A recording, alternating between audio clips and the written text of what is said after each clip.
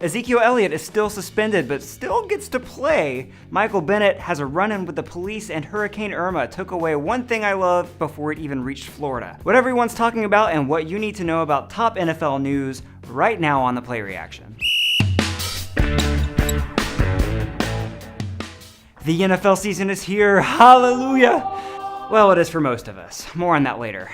Anyway, there's plenty of news this week as a result, and I'm here to break it all down for you. Real quick, I just want to remind you to follow us on social media so you can get my quick reactions and explanations on top NFL news as it hits. Also, remember to subscribe so you know when a new video has dropped. Now that that's out of the way, here are the top headlines of the NFL. First, we have a statement released by Seattle Seahawks defensive end Michael Bennett where he talked about an incident he had with the Las Vegas police a few weeks ago.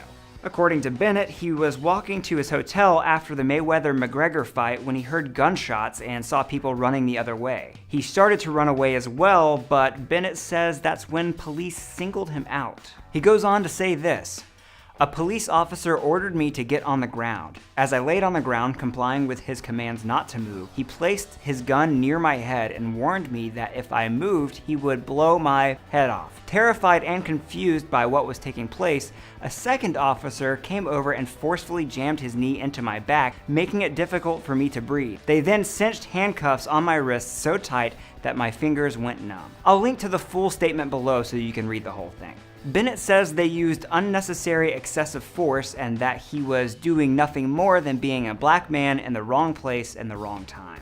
He makes some serious accusations and has hired a civil rights lawyer to make sure he gets justice for the alleged incident.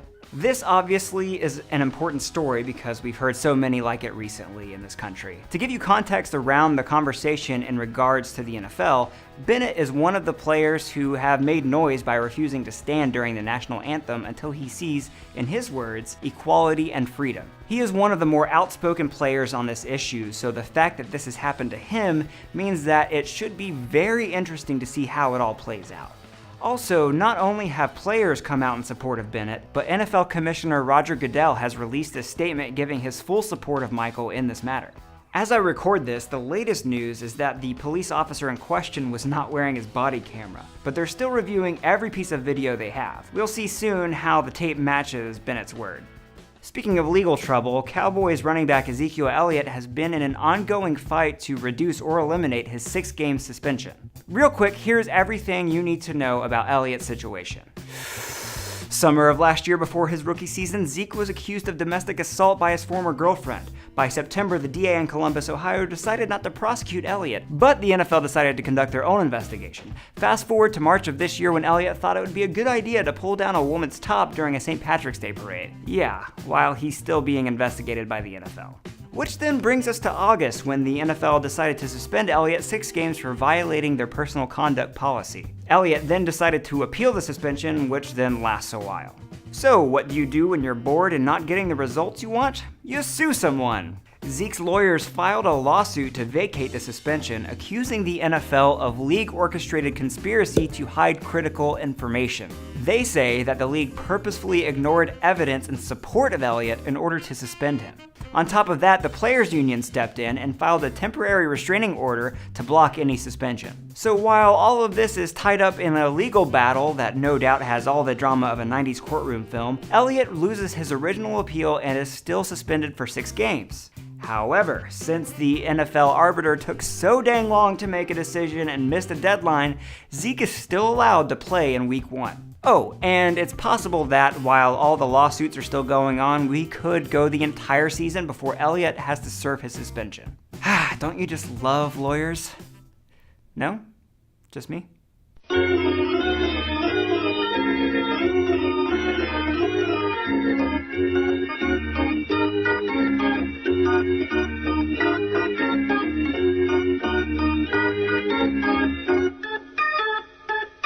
And finally, because of Hurricane Irma, the league has decided to postpone the Buccaneers-Dolphins game to Week 11, which happened to be both teams' bye week. For all intents and purposes, it made sense on paper to move this game when both teams had an open spot. What it does, however, is forces the Dolphins and Bucs to play 16 straight games without a week off. For the Dolphins, that means they have to play the Bucs on a short week because their game before that will be a Monday Night Football game. They also play a game in London this year, and they'll never get a break to recover from that. For the Bucs, this means they now have to play in Miami, then travel to Atlanta, then travel to Green Bay over a span of 15 days. It also means Doug Martin can no longer play against the Giants. He would have been back in week 4, but since he still has to sit out 3 games because of a suspension, the Bucs will be without their best running back against New York. This is all on top of having to play 16 straight games without a week to rest. Okay, with all of that out of the way, I'm about to introduce a new segment I like to call Whiny Baby Fan Complaints. Just a warning, this will be my sole opinion. You likely will disagree, which is fine. I just need to get some things off my chest, as this affects the Tampa Bay Buccaneers, who happen to be my favorite team.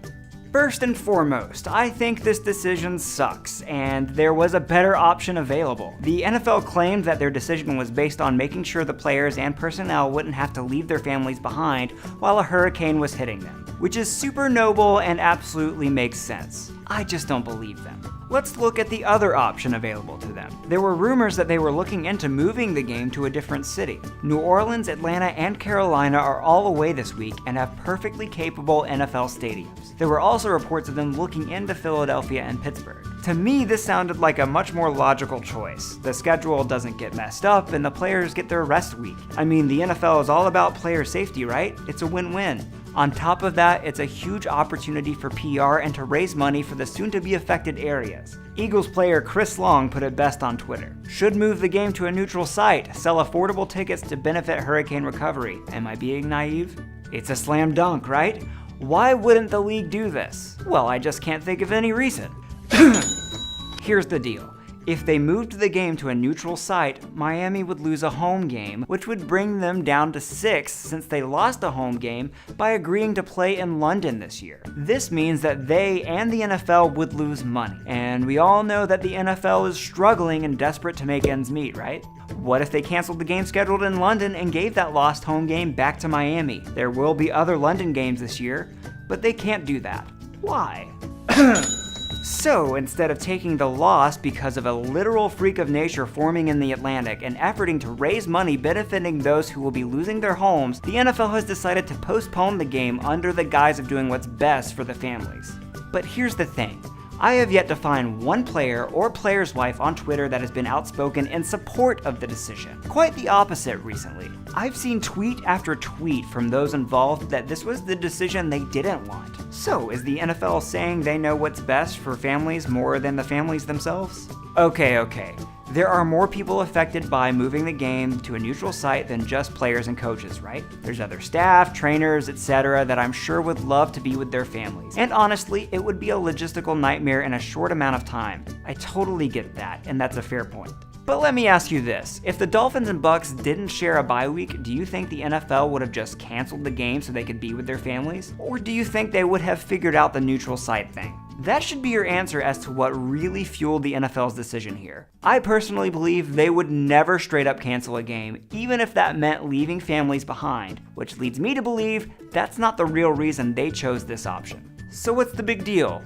Bye weeks weren't even a thing until 1990. Also, when Hurricane Andrew swept through Florida, the Dolphins and Patriots went through this exact same thing. Bye weeks were implemented for a reason. It was for player safety and well-being. In the age of concussions and the NFL constantly being accused of not caring about its players, it seems to me like it's a no-brainer to move the game to a new location instead of taking away their rest week. Oh, and in case you're curious, since 1990 when the bye week was introduced, 5 teams have had to play 16 straight games. Their combined record is 35-61. But good news for Dolphins fans, when you had to do this last time because of Hurricane Andrew, you went 11-5 and made the playoffs. As for the Bucs... So, let me know what you all think about this. Do you think the NFL is being altruistic here? Or do you think they did what would cost them the least amount of money? Seriously though, I hope everyone down in Florida stays safe. My entire immediate family and a lot of my close friends are down there, and I am hoping and praying for nothing catastrophic. I may be ranting about a silly game with an oblong-shaped ball. In the end, all that matters is that you all end up okay, and we can all enjoy this magical game together when it finally comes. I'm posting a link below so you can donate to those affected by Hurricane Harvey, and I really encourage you to give whatever you can. If you're watching this after Irma hits, I'll post a link for that too should one be needed for relief. Rejoice everyone, the NFL season is upon us. Mostly. Thanks for watching.